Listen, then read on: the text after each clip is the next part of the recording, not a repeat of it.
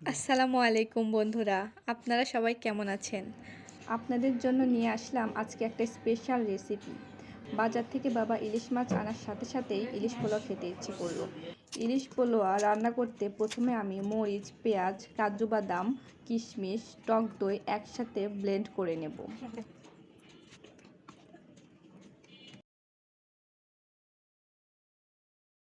তারপর আদা বাটা, রসুন বাটা, জিরা বাটা, ধনিয়া গুঁড়ো, লাল মরিচের গুঁড়া, স্বাদমতো লবণ, সামান্য সরিষার তেল একসাথে মাখিয়ে নেব।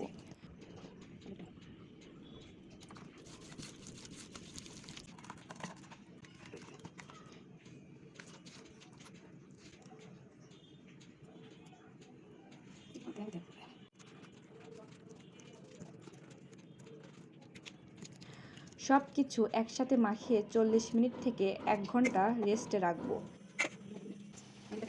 1 ঘন্টা পরে সরিষার তেলে পেঁয়াজের বেরেস্তা করে নেব। এখন ওই তেলেই মাছটা কষিয়ে নেব।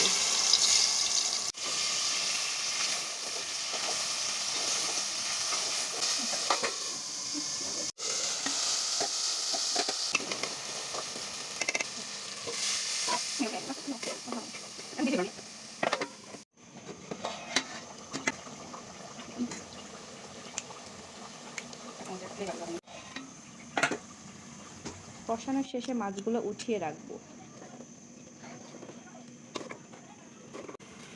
এখন 1 ঘন্টা আগে ভিজিয়ে রাখা পোলাওর চাল ওই মশলায় ছেড়ে দেব।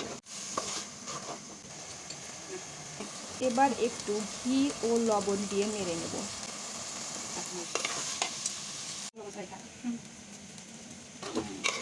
তারপর পরিমাণ মতো গরম পানি দিয়ে দিব। একটু গুঁড়া দুধ দিয়ে দিলাম। ঢাকনা দিয়ে ঢেকে দিলাম।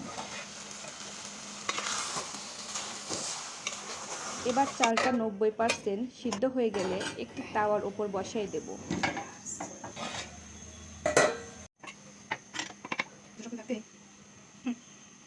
তারপর বেরেস্তা ও মাছ দিয়ে দেব। 10 মিনিটের জন্য দমে রেখে দেব।